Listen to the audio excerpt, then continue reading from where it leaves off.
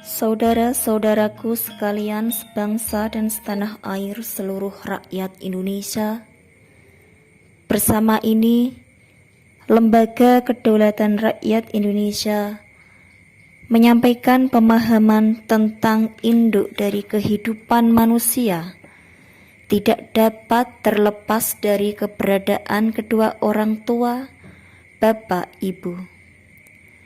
Jenis manusia laki-laki dan jenis manusia perempuan. Dan tidak ada seorang pun yang terlahir dari seorang perempuan saja tanpa persinggungan hubungan dengan seorang laki-laki. Begitupun sebaliknya. Dan hal tersebut telah berjalan sebagai hukum ketetapan Tuhan yang tidak dapat dipungkiri oleh dalih argumen apapun. Bagaimana dengan keajaiban Tuhan?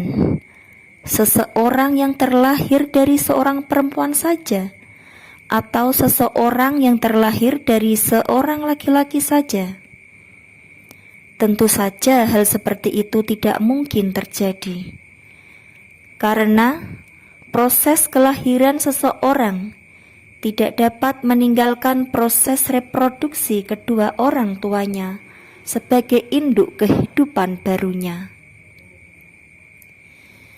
Jika memang pernah ada seseorang yang terlahir dari seorang perempuan perawan, dan hal itu adalah keajaiban Tuhan, kenapa di zaman sekarang tidak pernah ditemukan hal yang serupa? Zaman dulu ada Tuhan, sekarang ada Tuhan. Kenapa Tuhan tidak mampu lagi membuat keajaiban seorang perempuan perawan hamil dan melahirkan seorang anak manusia tanpa persinggungan hubungan dengan laki-laki?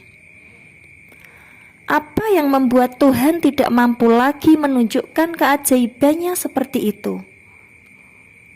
Hal itu bukan ketidakmampuan keajaiban Tuhan, tetapi hal itu adalah rekayasa cerita yang tidak dapat dibuktikan, dipertanggungjawabkan, dan dipastikan. Teori keajaiban Tuhan seperti itu bukan hukum ketetapan Tuhan yang sebenar-benarnya.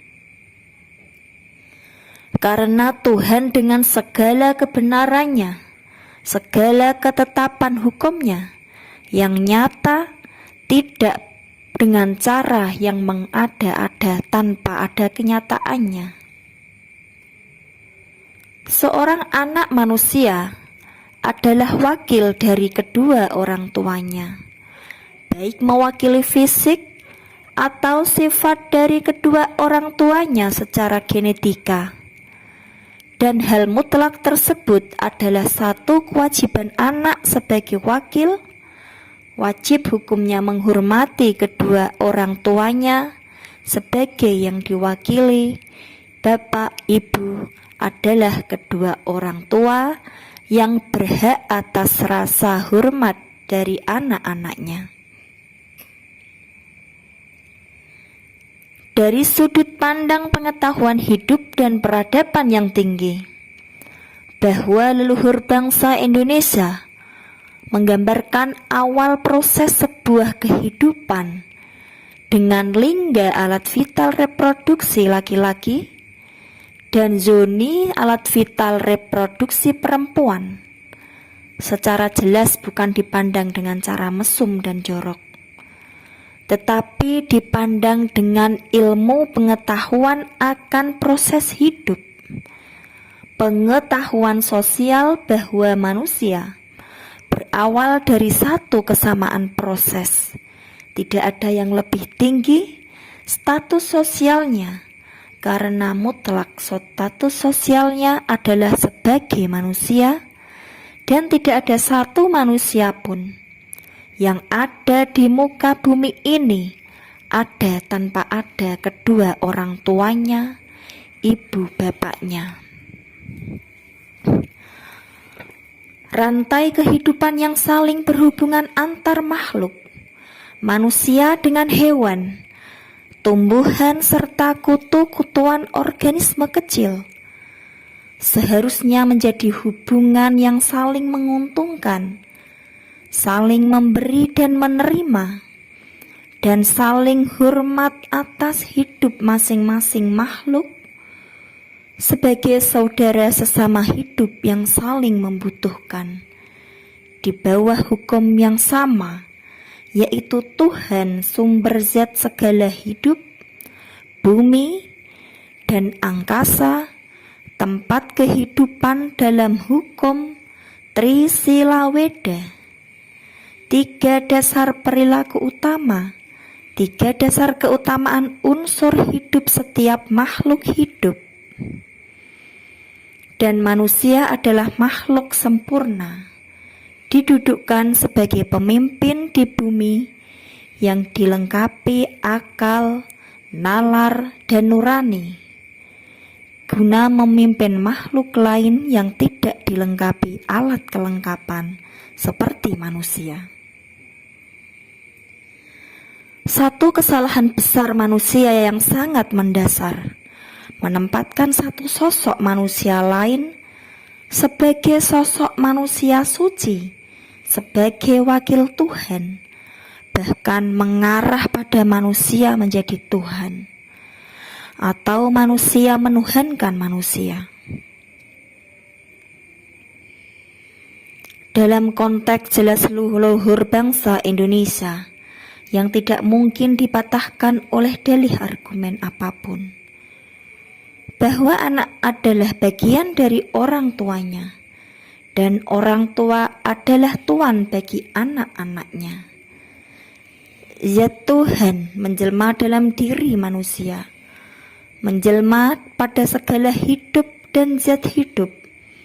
Segala makhluk adalah bagian dari zat Tuhan itu sendiri.